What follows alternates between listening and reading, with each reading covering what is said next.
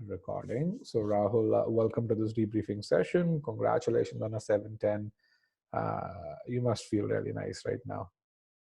Yeah, it feels great. Yeah. Feels great. Yes, we talked about it, and so it's good time. I mean, I saw your per use you this improvement took about what a month and 10 days or so, give or take. You bought GMAT Online sometime in late September, if I remember correctly. Yeah. So in late September, okay. So my GMAT was in November, on 27th November. So Mhm. I think I bought it around like late October. Late October, I'm sorry. Yes, late Yeah. October. Yeah. So So I let's talk remember. about Yeah. your GMAT journey. So for how long have you been preparing for the test? Okay. So the preparation, so the actual preparation was only like concentrated around 1 or 2 months, but the entire journey took around 1 year.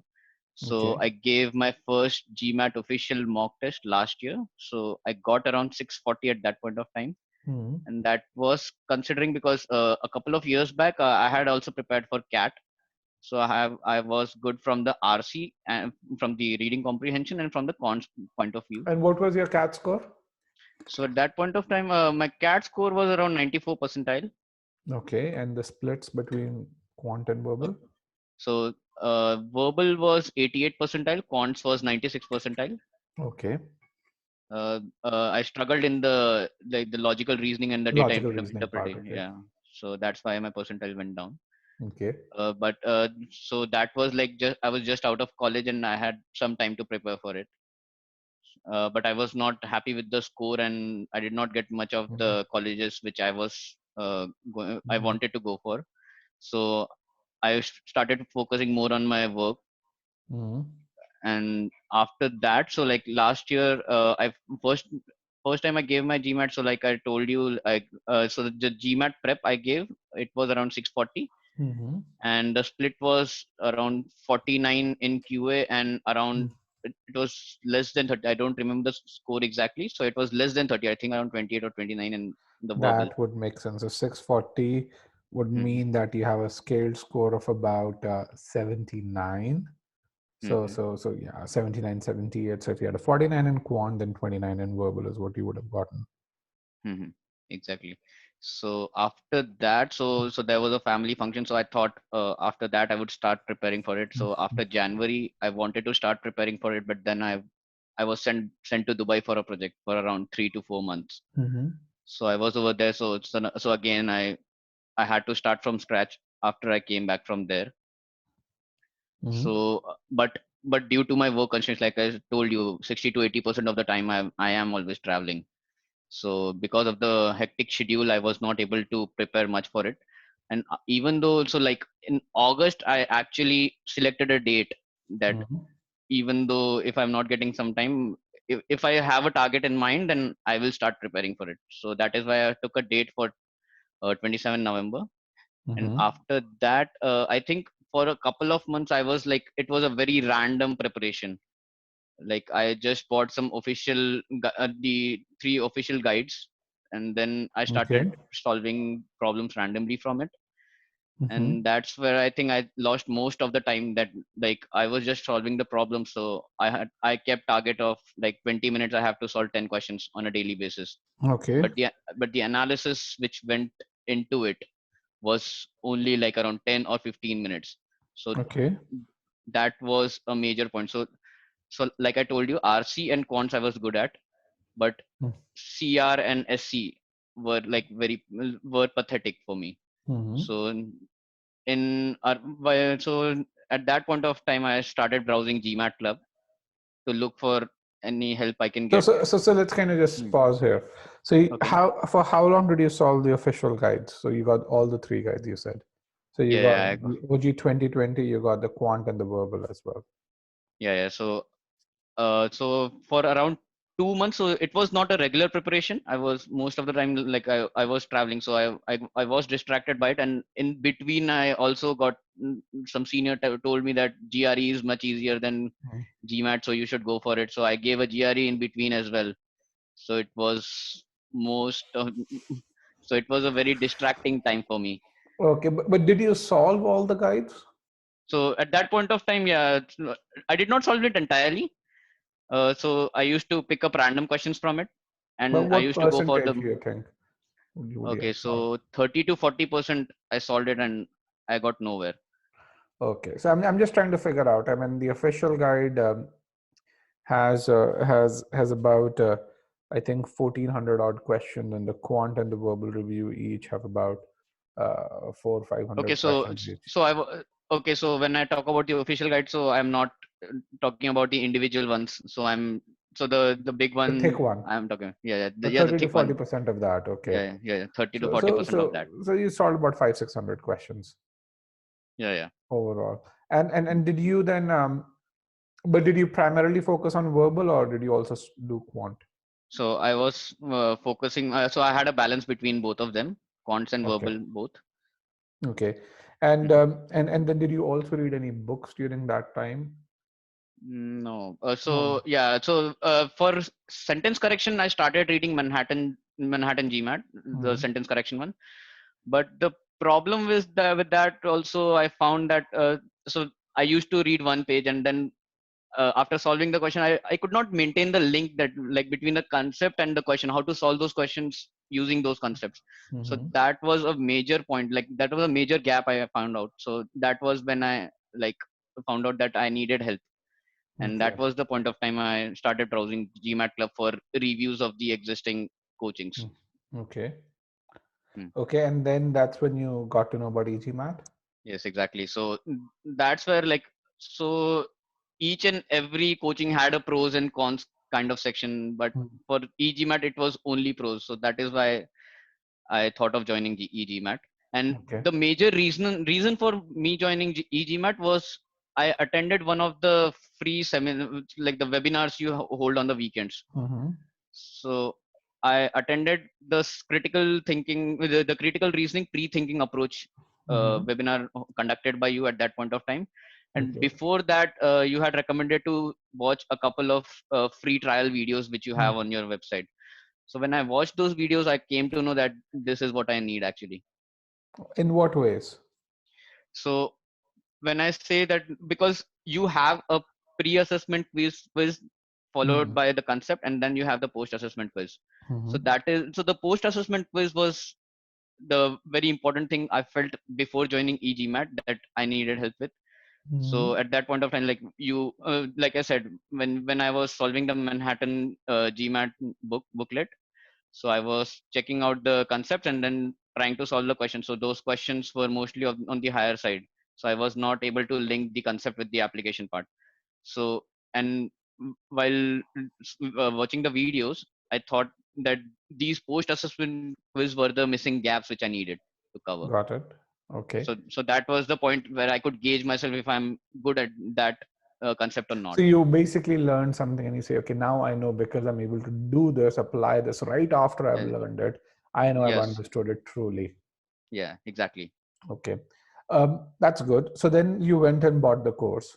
Yes, so I bought the course, and Mm-hmm. then again, so like for 1 month, I had a vacation for like around 1.5 weeks. I had planned for preparing for GMAT, Mm-hmm. and before that, like for around 3 weeks or so, I was preparing along with my work schedule. Mm-hmm. So I used to get around like 1 or 2 hours on a daily basis, Okay. and then the last 1.5 week was kind of a sprint for me, Okay. where so in that, so those in those 3 weeks I mostly covered the concepts of sentence correction, Mm-hmm. and in the last 1.5 weeks I completed CR, and as well as solving the problems, the scholar name problems. Okay. Hmm. So Wow. that So was that the was, you had breakdown. a pretty packed schedule. Yeah, exactly. Okay. Okay. Hmm. That is, that is good. Um, and then this worked out. I mean, I'm looking at your plan. You kind of modified this plan that you have, where you didn't spend as much time on RC. Yeah, yeah. Okay, but you had this plan over here, which you had where you had the starting percentiles um, Hmm. to do that. Interesting. Okay, so then you started studying. I saw you went to the master comprehension course and then sentence Yeah, yeah. correction. So So so how was the experience over there? so master comprehension was a very good thing, like you do at the start of the verbal course. That's Mm-hmm. what was missing initially, because when you read a critical reasoning comprehension, so you need to understand each and every like aspect of it, not just reading through it. And so the problem which I had initially was I used to take a glance of it and used to spend most of the time on reading the options part. Okay. And that's where I actually got help from the e-GMAT course, that you have to spend most of the time on the comprehension part, Mm-hmm. and then you apply the pre-thinking approach. Mm-hmm. And then after applying the pre-thinking approach, the option comes naturally to you, the answer comes naturally to you. So that was a very good point I got from the critical reasoning, and that is how I applied the master comprehension concepts in the critical reasoning part. Interesting. Okay. And how long did it take for you to kind of make critical reasoning that second nature to you? Okay, so I started, so the pre-thinking approach was very difficult at start, because it used to take me around like 4 to 5 minutes to solve a single question. So I Mm-hmm. used to jot down and each and entire points on the pages, and then apply the negation concept, which is like in the pre-thinking approach. Yes. And so it used to take me like 4 to 5 minutes Falsification, you mean to initially. say. Yeah, the falsification part. Mm-hmm. So that used to take me around 4 to 5 minutes, but then I gradually, so within a week and a half, I improved from 4 minutes to 5 minutes to 1 or 2 minutes. Wow. So And, actually I had do to you have any take of those pieces of paper with you where you would write these things down?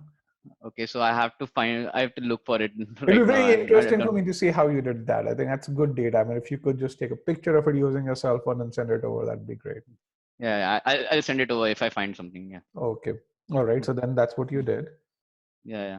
So that's what I did for the critical reasoning part. And Mhm. then for the sentence correction part, so in sentence correction, the most important thing I felt was the application files.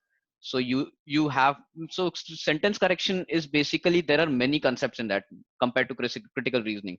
So there are Mhm. many concepts. So if you want to have linkages between them, you so like after 4 or 5 concepts, you have an application file, and then you apply all those 4 to 5 concepts. So that was a very like the lifeline of the sentence correction entirely. So that's what helped me in that. Yeah. Okay, that's good. So which so that's what I said, right? Before e-GMAT, I used to spend around 20 minutes solving the 10 questions, and then 10 to 15 minutes for the analysis. So it was like around 40 or 45 minutes for the 10 questions. Mm. And in the application files, I used to spend around 1 hour or 1 hour 10 minutes for the 4 question or 5 questions which used to Mm. be there. So that is what actually made the difference in the sentence correction part. That's this is really good for me to hear. Why? Because that's how we expect our students to go about doing that. This doing that analysis early on Hmm. is just so precious to your learning. And this is it's just so good to see that you used to do this. And it's I mean, when I can see that from the data. I mean, over here, modifiers application about 53 minutes, verb ing is very difficult concept, about 70 minutes overall. Application 2, 48 minutes. I mean, I really see the time that you've spent over here in this. And So again, those are only 4 to 5 questions. Yeah, exactly. yeah, and good scores over here. I mean, I'm really impressed with that. And I see the same thing in critical reasoning as well, where in many cases I see like 89 minutes in segments. I mean, an application file 1 and 2, 40 minutes and 67 minutes over here. It's really, really good amount of time spent. So, okay, so you did that. And when you were spending this much time, were you not concerned that hey, I'm spending these 50 minutes on 4 questions, and hey, I'm not solving enough questions? So actually that is like, so I had no option actually, because when I used to spend around 1.5 minutes, I was only the accuracy went down. So I thought that this was the only way approach, and I saw one of the videos, I think from Payal, that which said that you don't need to worry about the timings at first. It will come naturally to you, these questions. Mm-hmm. So that's where I had faith And in did they those, come in naturally? that approach. Yes, at the end it used to come naturally to me. Okay. All right. And the nice thing about this is, I mean, I see this happen again and again and again. I was one of the things that we look at for us when we analyze a student's attempt, we look at about 500 data points if we need to, but Okay. for us, we'll at a very high level, the first thing that we look at is what are your scores here? What's the amount of time spent in these files? Just a glance. And he said application files are a key benchmark, and that's kind of what we have over here. And Yes. and then we go and look at Scholaranium, because Scholaranium for me is kind of the best benchmark. So good ability scores here, you're able to get that. And then I also look at these accuracies around the medium questions, because the medium questions they get you above that 55th percentile mark Hmm. in each one of these. And then I look at the hard questions over here. So medium questions, good accuracies in all three. Hard questions, SCN and RC, good accuracy. CR, you probably faltered early on because I see that 84th Hmm. percentile ability, which meant Hmm. that you did improve towards the end over here. And so if I look at this over here, I can see that improvement in that trend plot as well. So yeah, I mean, I'm happy to see that. Okay, so you did SC, you did CR, you did a bit of quant as well. You didn't do a whole lot Hmm. of quant, is what I can see from the course. Yeah. Then you Yeah. took. Go ahead. Sorry. Yeah, so I did not have much time for cons Got left it. because I was busy covering the SC and CR part. So that is why I could not cover much of the cons. And then you took mock tests too, Yeah, yeah. right? You took the Sigma X mocks, and I can see your scores have been changing. But you Yeah, yeah. were So around that. towards the end, yeah. Yeah. Yeah, towards the end it actually went lower because I was feeling the pressure in the last 1 week. So I had to like for a couple of days I had to like cool down and not give any mocks. Mm-hmm. So actually that was the pressure at the end, and the middle actually was when I was thinking that I could score 720 on 730. Mm-hmm. And you were on your way over here. I think Yeah, it's one of those things. When I look at your mock tests, uh, I see that, hey, on the 22nd you were at that 730. This yeah, is yeah. when I look at your peak, a V39 and a Q50, which is I think the best of your quant and verbal scores, and Hmm. really good scores in all aspects here. Um, and so let's kind of look at the overall performance here, and you can see the verbal scores drifting again, um, and and which actually has an impact on this overall score. The quant score hasn't changed a whole lot. It's around the 4950 is. So the variation between these scores over here and these scores is primarily driven by verbal. Hmm. So and uh, uh, and the other piece which is there is, um, do you see something over here? And Yeah. So what yeah. do you see? So yeah. So the most of the time was spent in the correct questions and than the incorrect ones. Yes, but the one place where your verbal score dipped, Yeah, V31, yeah. you spend more time solve on incorrect questions. You never gave up on questions, Hmm. which, by the way, was also the case with your V29 attempt, Yeah. right? But when you started giving up, when you got in the proper test taking mode, when you focus your energy on the right things, you actually did much better. Yes. So it was very, very interesting when I looked at your account, and I said, so and in the 680 attempt, let's see what suffered. Do you know? Oh, your RC suffered. I mean, all your sex subsections So suffered. Were you practicing quant before this? yeah. So these were like towards the fag end over Hmm. of the preparation. So I think it was like around a couple of days back before my GMAT. So Mm-hmm. in the last, so my GMAT was on Wednesday, and I started focusing more on from Friday on the So quant prior section. Friday on the quant, okay, Yeah, yeah. okay, So and from I can really Friday to see that. Tuesday, yeah, yeah. It was mostly quants, yeah. Yeah, and I can see that rustiness over here in the verbal piece, uh, essentially um, coming up, showing up over here. I mean, frankly, if you take your GMAT once again, you probably spend another week, you probably can get to a V40. So that's something which I mean, you have that in there. It's just poor test taking skills over here that keep on showing up, especially in RC. I mean, you're good in RC. You shouldn't be making these mistakes in RC. Yeah, that's so in the last, if you see the RC one, so it's around 31, whereas I was scoring more than 35 in most of the tests. Yeah, and that kind of shows for me, Hmm. and in SC as well, you're very good, but you're making two mistakes here and making one mistake here. It just shows that you're not up to your potential. So so either way, I think you have a pretty good score to begin with. Let's talk about uh, let's kind of look at, I want to ask one other question. You read Manhattan GMAT book to a certain degree. You went Yeah. through the sentence correction course, and I think on the critical reasoning it's very parallel too. What was the difference in reading a book and learning versus learning from the e-GMAT course? So like I talked about the gap between the concepts and the applications. Mm-hmm. So I used to read the concepts, but when it came to the questions, I used to be blank. Like, how do you apply those? So that was a major gap that I need to The feel method that piece. needed to be the approach, how to solve those questions, Mm-hmm. the methods.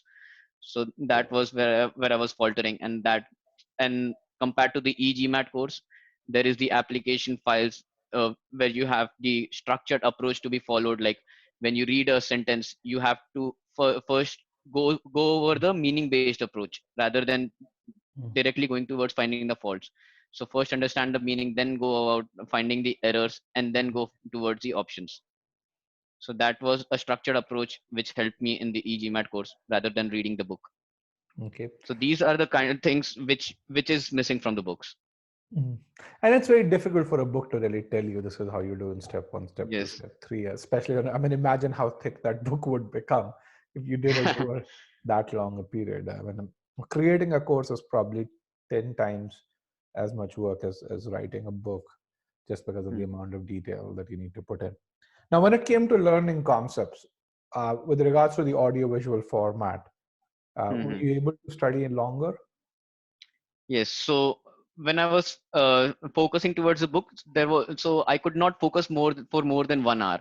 Mhm. And here I was like reading concepts and then directly going towards the application because I need to apply those. So I had to sit for around 2 to 3 hours, and I was really enjoying those 2 to 3 hours at a stretch. That's good. That's really good to know overall. So yeah. Okay, so Rahul, let's talk about your MBA application. You said you are in technology consulting, SAP consulting to be more specific, and you want to go into product management. Yes. Um, so what kind of geographies are you aiming for? So I'm looking for US, Europe, Mm. and Singapore. So Okay. right now the colleges I have in mind are NUS in Singapore. Mm-hmm. In US, I'm going for Georgetown McDonough, Okay. and the second is CMU Tepper. Okay. In Europe, I'm going for Said, Oxford Said. Okay. The second one is HEC Paris. So these are the five. HEC was just ranked number one, right, or something by Fortune magazine, or one of the. I'm okay. Yeah, So it's just I think a couple of days ago I got the message. oh, is it? Yeah, so HEC just rose in rankings in one of the rankings. So that's good. Okay. It's really good school. Okay. Um, so what questions do you have for me first of all? Let me ask. So based on my profile, so you know some bits of my profile. So I'm into Mhm. technology consulting, and you know my ambitions. And given my score and the geographies, so which are the colleges do you think would be more apt for my profile Hmm. and the target and my target positions? Okay, so I'll just talk about GMAT scores and colleges. Okay, so Okay. when it comes to your current GMAT score, Hmm. you plan to apply in round two is what my assumption is. Can you repeat that? You do plan to apply in round two, right? Yeah. I'm applying in round two, so in the January, which is ending. January starting and Yeah, then towards yeah, all of January January. started. Yeah. Okay. And do you have an admission consultant that you're working with? Yes. So I have an admission consultant. For about 1 month, he'll be helping me. And who's that? So I have Crack Verbal. Crack Verbal. Okay.